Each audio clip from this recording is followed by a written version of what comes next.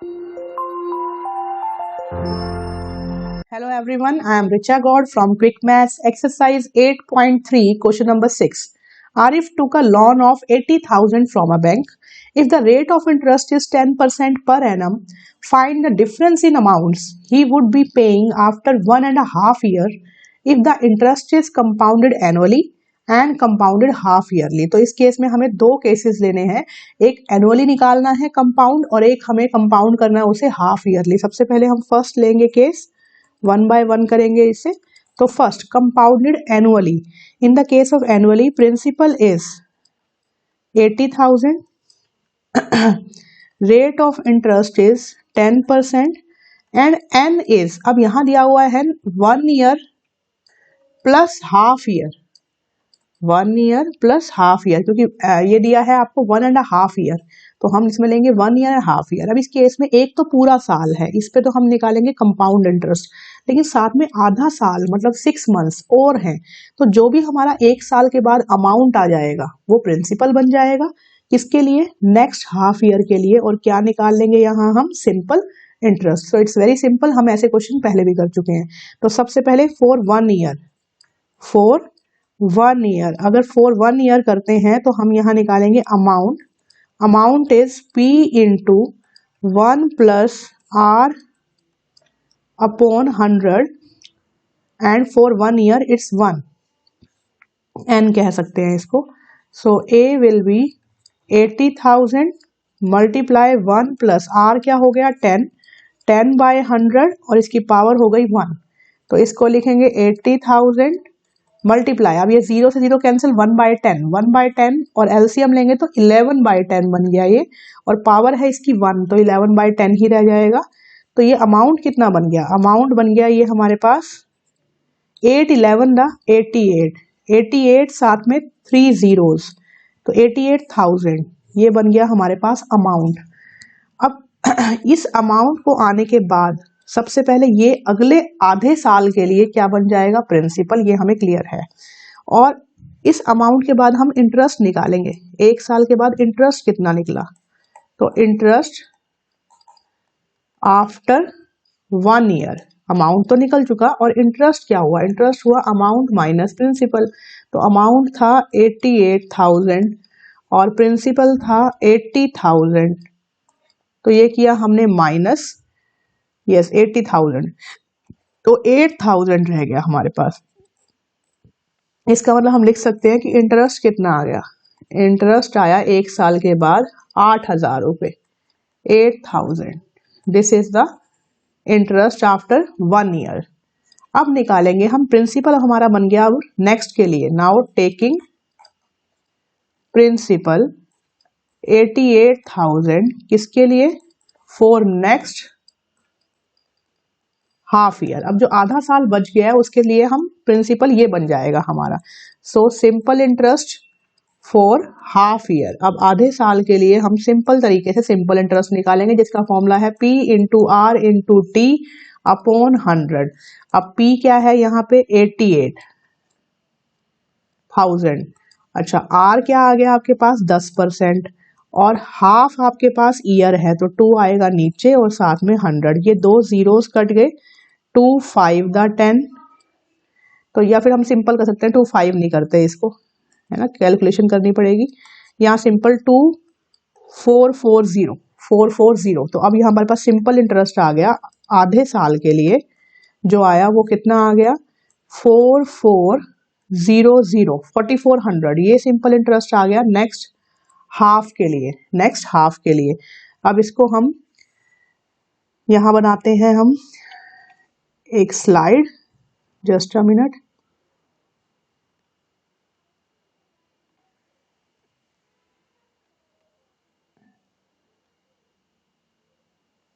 एक मिनट,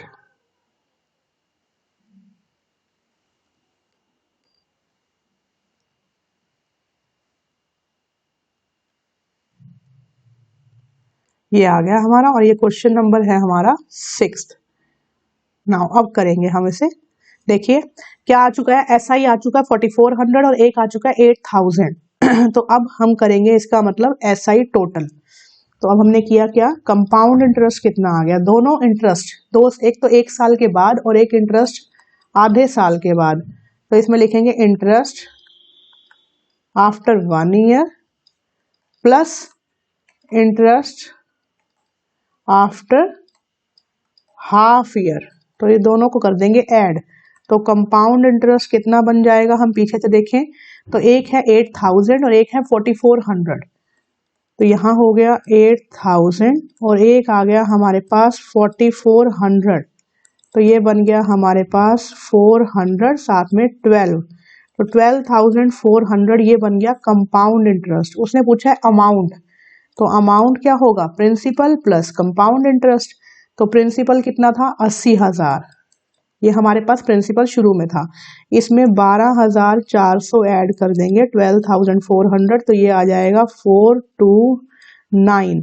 तो आ गया 92400, 92400 ये आ गया हमारे पास क्या, अमाउंट। कब, एनुअली अगर हम करते हैं तो ये हमारा फर्स्ट पार्ट का आंसर है। अब वो कह रहा है कंपाउंडेड हाफ ईयरली। सबसे पहले एक हम बनाते हैं दोबारा से स्लाइड, क्योंकि इस पे स्पेस नहीं रहेगा, तो बना लेते हैं इसे। 1 मिनट, जस्ट अ मिनट बस।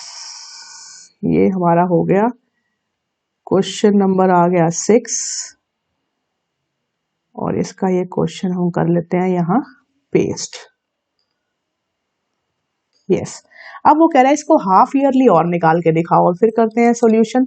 हाफ ईयरली का मतलब हमें जो n है बाकी सब वही रहेगा, n है 1/2 ईयर्स। हाफ का मतलब 1.5 साल। देखो 1/2 का 1.5 साल, 1.5 साल में कितने आधे साल हुए, एक साल में कितने आधे साल हुए, 6 महीने 6 महीने 2 और आधा साल ये, इसका मतलब 3 हाफ ईयर्स। इसको हम कह सकते हैं ना कि 3 हाफ ईयर्स। तो ये हो गया 3, बाकी सब वही रहेगा। तो अब निकालेंगे अमाउंट, जिसका फॉर्मूला है P1 + R/100n। एक और चीज चेंज होगी इसमें, अभी देखते हैं। देखिए एक तो हो गया 3 हाफ ईयर्स, इसको तब कर रही हूं मैं, ठीक है। एक और क्या चीज चेंज होगी, R। रेट ऑफ इंटरेस्ट कितना है 10%। तो अगर मैं इसको हाफ ईयरली कर रही हूँ तो ऑब्वियसली ये भी किससे हो जाएगा 2 से, तो ये बन जाएगा 5%। Rate of interest half yearly में हाफ हो जाएगा, तो ये हो जाएगा 5%। तो अमाउंट निकालेंगे अब हम, तो ये हो गया 80,000 multiply 1 plus rate of interest कितना हो गया था आधा 5% और n कितना हो गया 3। तो अब ये करेंगे हम 20, तो ये आ जाएगा हमारे पास amount 80,000 multiply 1 + 1/20 raise to power 3। तो ये हो जाएगा हमारे पास 80,000 मल्टीप्लाई, अब ये 20 है और यहाँ है 1, एलसीएम लेंगे 20 + 1 इट्स 21/20। तो ये 3 बार है, तो इसका मतलब 21/20, 21/20। तो अब इसको कैंसिल करेंगे, 3 0 के साथ 3 0 हो गई कैंसिल। अब 2 2 2 ऑब्वियसली 8 भी कैंसिल, एक 10 रह गया, यहाँ पे कितना रह गया 80 था ना, तो यहाँ कितना आ गया, यहाँ हमारा 2 2 2 मतलब 10, 8 1 दा 8 10 दा 10। अब ये हो गया 21 21 21 21। तो अभी 3 3 21 है, इसको अभी कर देते हैं सॉर्ट आउट, 1 2 2 4, तो 441। इसको फिर करेंगे 21 से तो 144 और ये हो जाएगा 288। तो ये आ जाएगा 161219,261। तो ये बन जाएगा हमारे पास अमाउंट ₹92610। ये आ गया मेरे पास अमाउंट, ठीक है। तो उसने अमाउंट ही पूछा है हमारे पास कि अमाउंट कितना आ गया, ये हमारे पास 92610। अब वो कह रहा है कि कितना डिफरेंस है, दोनों का डिफरेंस और निकालना है, जो पहले हमने निकाला जो और अब निकाला है। तो पहले कितना निकाला देख लेते हैं, 92400। तो पहले निकाला था, एक मिनट, यस पहले निकाला था 92400 फर्स्ट केस में, इस केस में निकाला है 92610। तो दोनों का आ जाएगा डिफरेंस अमाउंट का 012, तो 210 ये आ गया हमारे पास difference. 210 rupees is the difference जब हम कंपाउंड एनुअली करते हैं और जब कंपाउंड हाफ ईयरली करते हैं तो डिफरेंस आता है 210. So this is a solution for question number 6. Thank you.